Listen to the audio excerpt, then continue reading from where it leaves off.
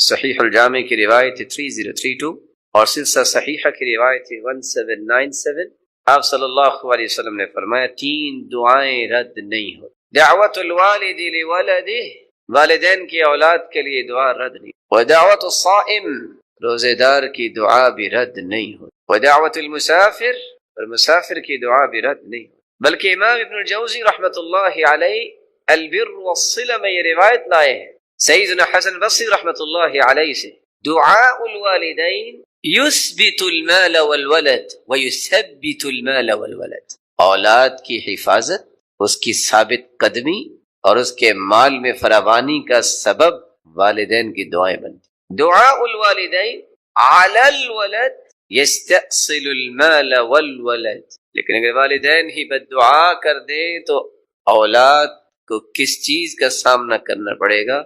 مال بھی برباد ہو سکتا ہے، اولاد بھی برباد ہو سکتا ہے۔ اس لیے آپ صلی اللہ علیہ وآلہ وسلم نے فرمایا، صحیح الجامع کی روایت 3049 اور سلسلہ صحیحہ کی روایت 596، 3 دعوات مستجابات، 3 دعائیں تو قبول ہوئی ہیں، لا شک فیہن، ان میں شک کی گنجائش نہیں۔ دعوت الوالد علی ولدہ، والدین کی بد دعا، ودعوت المسافر، مسافر کی دعا، ودعوت المظلوم، مظلوم کی آہ و بکا۔ رسول اکرم صلی اللہ علیہ وآلہ وسلم نے امت کو یہ بات سمجھائی ہے کہ یہ صرف بات نہیں ہے، یہ صرف نظریہ اور مفروضہ نہیں ہے کہ والدین کی بد دعا رد نہیں ہوتی۔ صحیح بخاری کی روایت 3436، رسول اللہ صلی اللہ علیہ وسلم نے فرمایا، سیدنا ابو ہریرہ رضی اللہ تعالی عنہ سے مروی ہے، لم يتکلم فی المہد الا 3، ماں کی گود میں 3 بچوں نے کلام کی ہے۔ اس حدیث میں 3 کا تذکرہ ہے، اگرچہ تمام روایات کو جمع کیا جائے تو 7 بچوں نے اپنی ماں کی گود میں گفتگو، جبکہ وہ وقت ممکن نہیں ہوتا کلام کرنا۔ عیسیٰ علیہ السلام، جب عیسیٰ علیہ السلام کو ماں لے کے آئی، لوگوں نے باتیں کی تو جواب کس نے دیا؟ عیسیٰ علیہ السلام۔ ابھی وہ چند دن کے تھے۔ وَكَانَ فِي بَنِي إِسْرَائِيلِ يُقَالُ لَهُ جُرَيْج، بنی اسرائیل میں ایک بہت نیک انسان تھا جس کا نام تھا جریج، كان يصلي، نماز پڑھ رہا تھا، جاءته امه، ان کی والدہ گرامی تشریف لائے، فدعته فقال اجیبها او اصلی، ماں نے جریج کو بلایا اور وہ نفل نماز پڑھ رہے تھے، سوچ میں پڑ گئے ماں کو جواب دوں کہ نفلی نماز جاری رکھو، ایک طرف اللہ کی عبادت، ایک طرف ماں کی بات ماننا، اور عبادت چونکہ فرض نہیں ہے نفل پڑھ رہے، نوافل تہجد اللہ کے قریب کرنے کی باتیں، اللہ کا محبوب بننے کی باتیں، تقرب الہی نصیب ہوتا ہے۔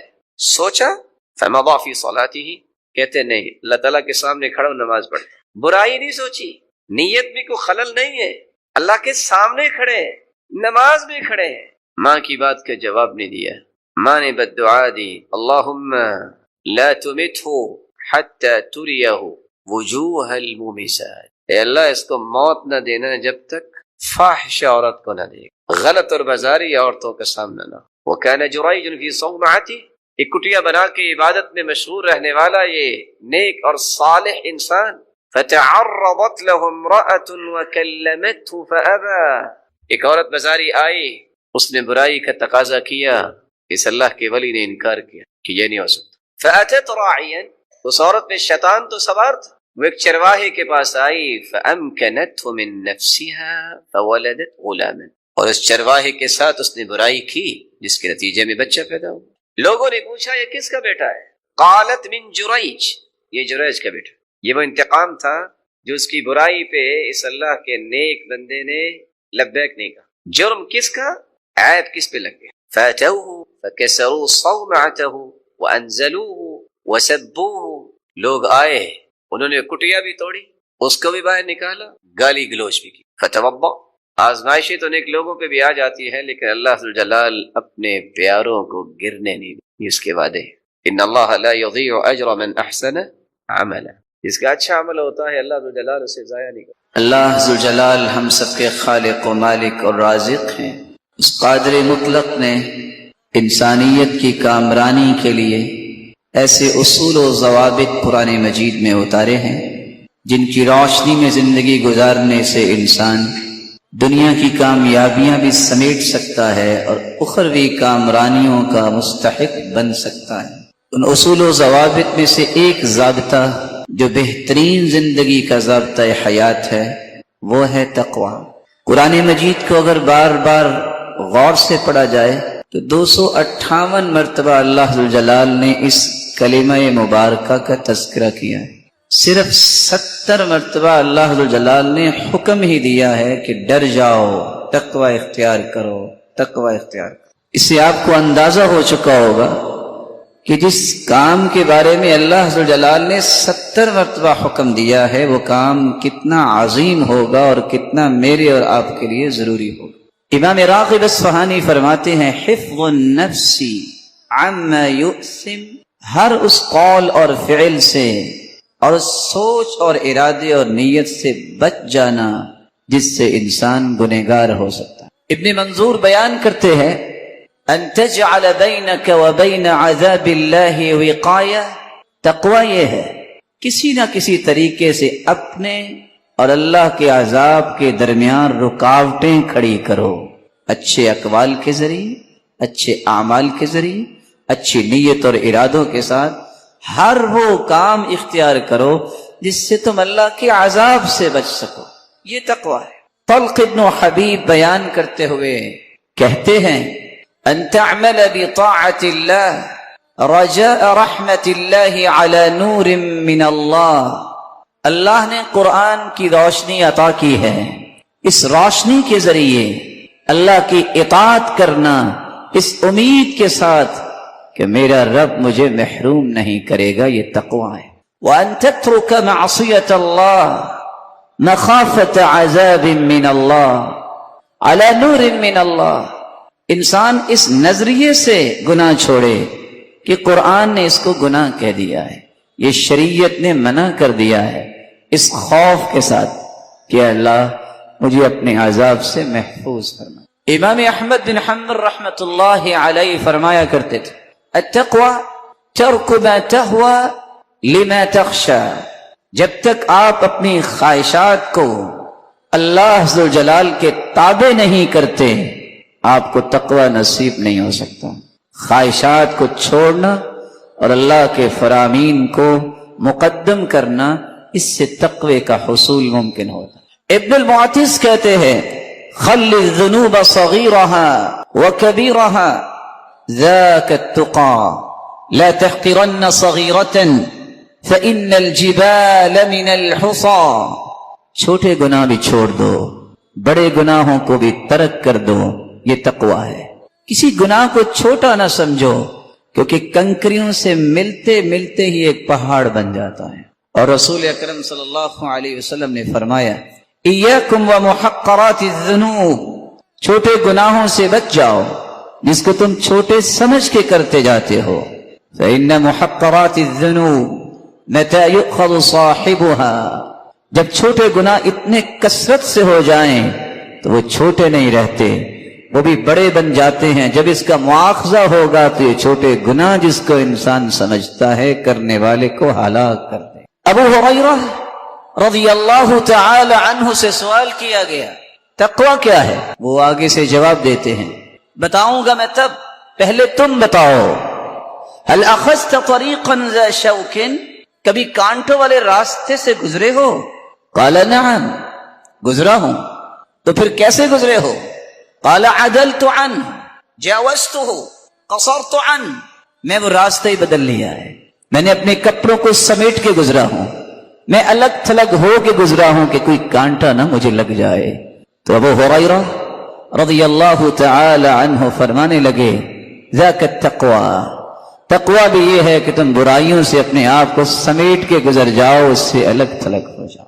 حسن بصری رحمت اللہ علیہ فرماتے ہیں متقیون کو کہتے ہیں اتقوا ما حرم اللہ علیہم وادوا ما افترض اللہ علیہم، تقوی انہی کے پاس ہوتا ہے جو اللہ کی حرام کردہ چیزوں سے رک جاتے ہیں اور جو اللہ نے فرض قرار دے دی ہیں ان کو ہمیشہ ادا کرتے رہتے ہیں۔ سیدنا عمر بن عبد العزیز رحمہ اللہ فرمایا کرتے تھے لیس التقوی بصیام النہار ولا بقيام الليل والتخليط فيما بين ذلك، ولكن التقوى ترك ما حرم الله وأداء ما افترض الله۔ تقوی روزے رکھنے اور تہجد پڑھنے سے ہی نہیں ملتا کہ انسان تہجد بھی پڑھے، روزہ بھی رکھے اور فرض نماز کی پرواہ نہ کرے اور حرام سے نہ بچے۔ تقوی اس کو نہیں کہتے کہ روزے دار ہے اور تہجد گزار ہے۔ تقوی کی بنیاد یہ ہے کہ فرائض کی پابندی کرتا ہے اور حرام سے ہر وقت اپنے آپ کو بچاتا ہے۔ سیدنا علی رضی اللہ تعالی عنہ فرماتے ہیں التقوی یعنی قیامت اس کے بعد بہت قریب ہے، اور اس قدر قربت کی بات کرتے ہوئے فرمایا کہ میں اور قیامت اکٹھے ہی بھیجے گئے ہیں، اور قریب تھا کہ قیامت میں اسے سبقت لے جاتی۔ امام قرطبی رحمۃ اللہ علیہ فرماتے ہیں قیامت کی پہلی نشانی رسول اللہ صلی اللہ علیہ وآلہ وسلم کا تشریف لانا ہے، کیونکہ آپ آخری الزمان پیغمبر ہیں، اور آپ صلی اللہ علیہ وآلہ وسلم اور قیامت کے درمیان کوئی اور نبی نہیں آنے والا، اس لیے آپ صلی اللہ علیہ وآلہ وسلم نے اپنے آپ کو قیامت کو اکٹھا بھیجنے کی بات کر دی۔ ان تین احادیث کی روشنی میں جہاں ہمیں یہ بات سمجھ آتی ہے کہ آپ صلی اللہ علیہ وآلہ وسلم کی بعثت، اس سے قیامت اور قرب قیامت کا احساس دلایا گیا ہے، وہاں ایک اشکال پیدا ہوتا ہے جس کو سمجھنا بھی ضروری ہے کہ آج سے 1400 سال پہلے یہ بات کہی گئی کہ قیامت قریب ہے۔ کہنے والے اور قیامت کا انکار کرنے والے یہ اعتراض کرتے ہیں کہ یہ قیامت کیسی قریب ہے، 14 صدیاں بیت گئی، اس کے باوجود قیامت ابھی تک نہیں آئی، اور نہ ہی کوئی ایسا حتمی دعویٰ کیا جا سکتا ہے کہ مزید کتنے 100 یا کتنے ہزار یا کتنے لاکھ سال ابھی درکار ہیں قیامت واقع ہونے میں۔ اور ساتھ یہ بھی کہا جاتا ہے کہ قیامت سے پہلے تو مہدی کا ظہور ہوگا، سیدنا عیسیٰ علیہ السلام کا نزول ہوگا، اور دجال کا فتنہ ظاہر ہوگا، اور یہ تینوں چیزیں بھی ابھی تک ظاہر نہیں ہو سکی، جس سے پتہ چلتا ہے کہ قیامت ابھی کافی دور ہے، لیکن قرآن اسے کہہ رہا ہے کہ قیامت تو بہت قریب ہے۔ ایسے شبہات، ایسے اشکالات ہمیشہ ان لوگوں کی طرف سے ہی وارد ہوتے ہیں جو اللہ ذوالجلال کی باتوں کو صحیح سمجھ نہیں پاتے، جو قرآن و حدیث کا انکار ڈائریکٹلی یا انڈائریکٹلی کرنے میں جرأت کرتے ہیں۔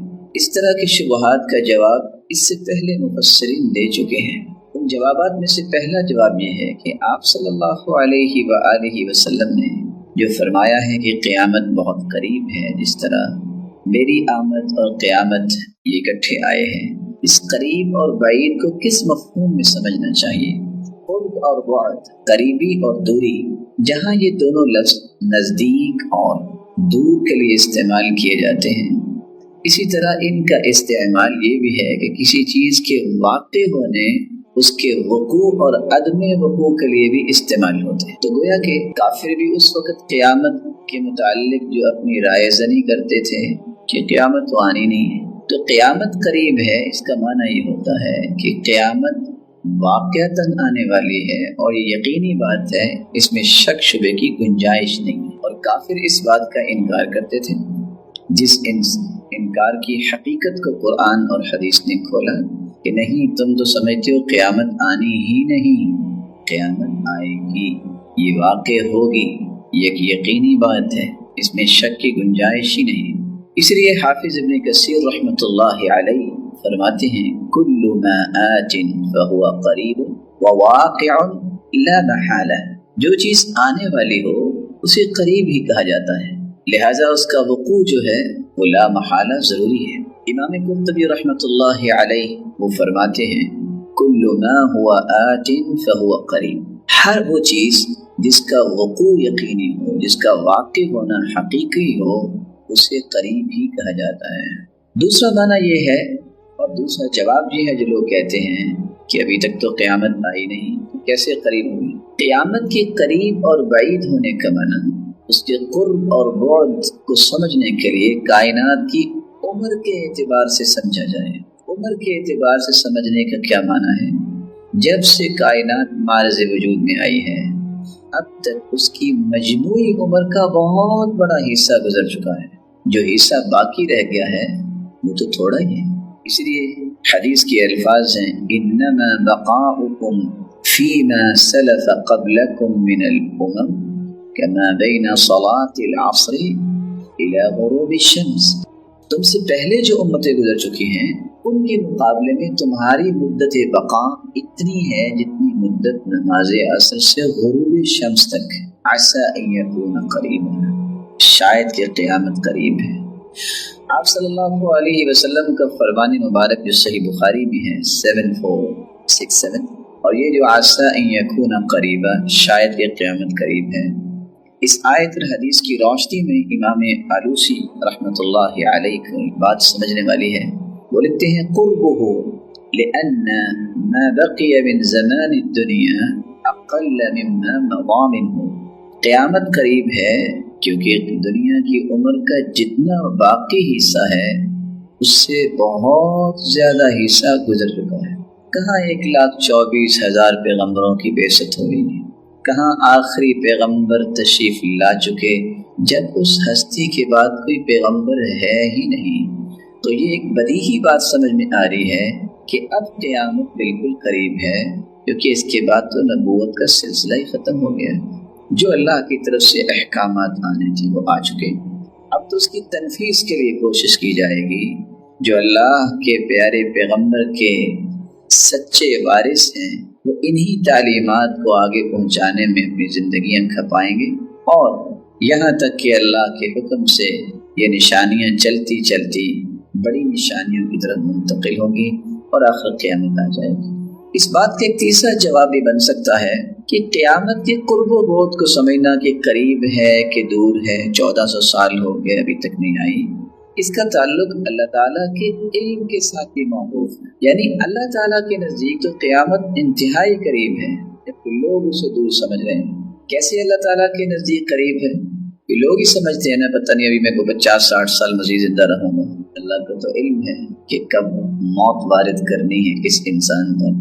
چونکہ وقت آیا ہے تو میں یہ گزارش کر دوں، آج فتنے بہت ہیں، فتنوں سے بچنے کا جو طریقہ رسول اکرم صلی اللہ علیہ وسلم نے دیا ہے، ان طریقوں کو اگر غور سے پڑھا جائے تو اللہ کے ذکر اور قرآن سے بڑھ کے کوئی طریقہ نہیں۔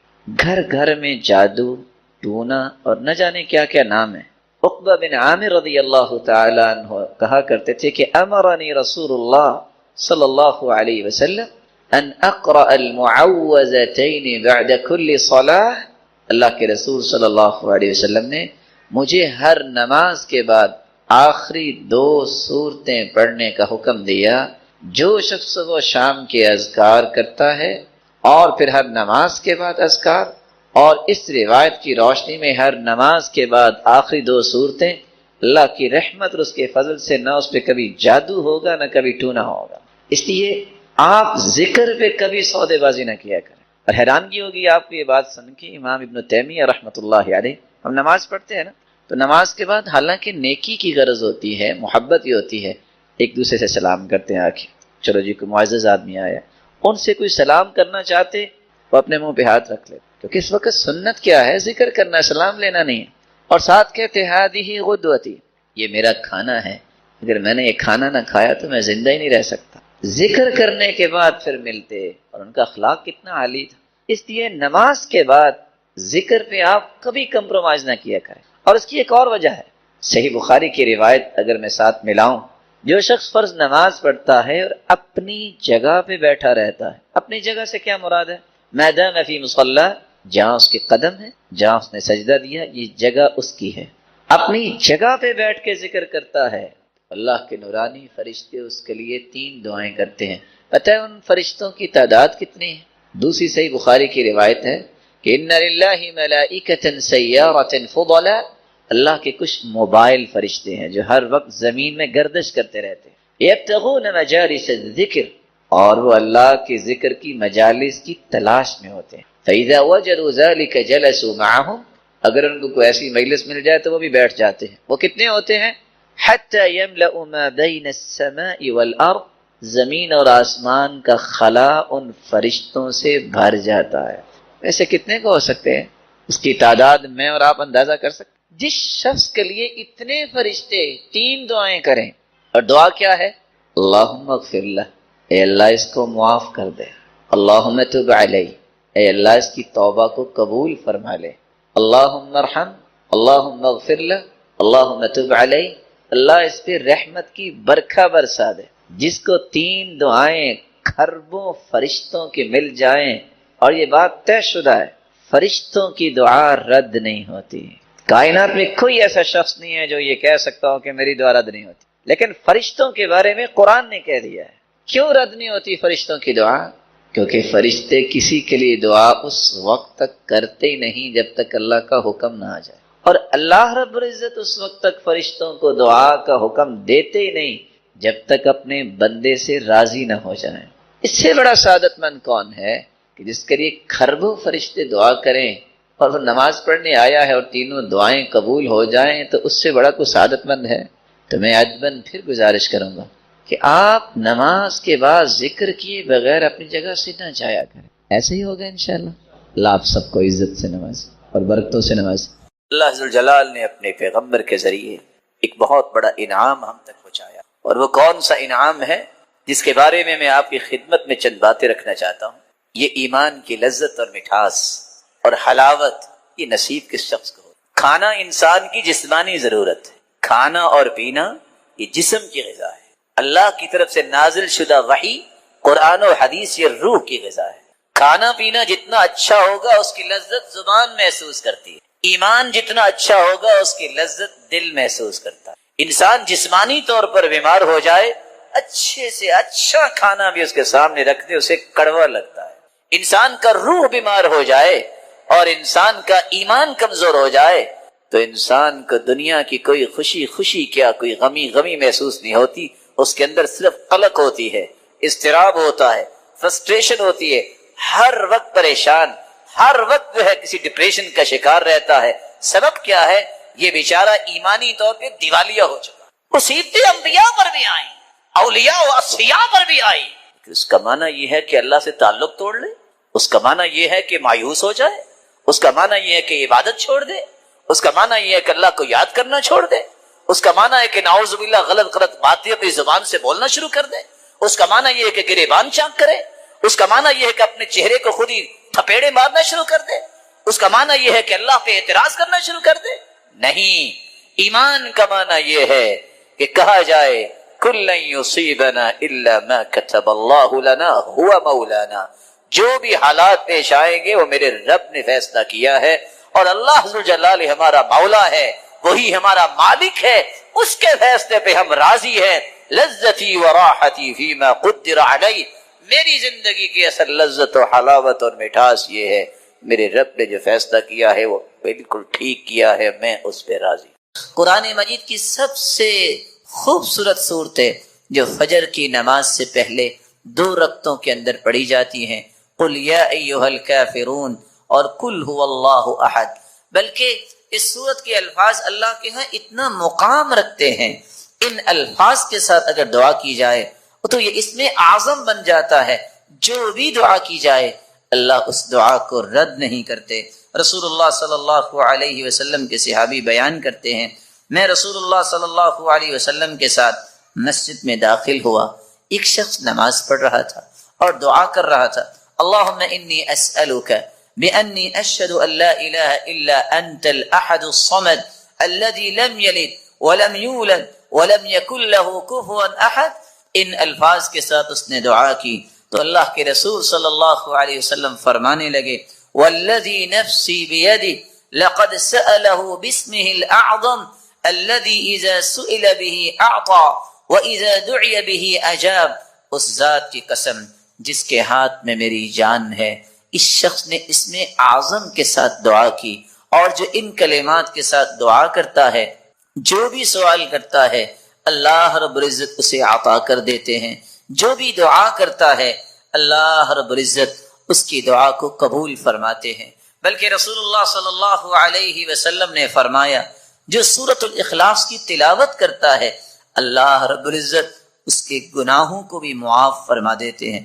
ایک مرتبہ نہیں، آپ نے 3 مرتبہ فرمایا قل یا ایھا الکافرون فقال قد برئ من الشرک۔ ایک آدمی کو قل یا ایھا الکافرون پڑھتے سنا، آپ نے فرمایا یہ شرک سے بری ہو گیا۔ دوسرے شخص کو سنا وہ قل هو اللہ احد پڑھ رہا تھا، فقال غفر له، اللہ رب العزت نے اس کے گناہوں کو معاف کر دیا ہے۔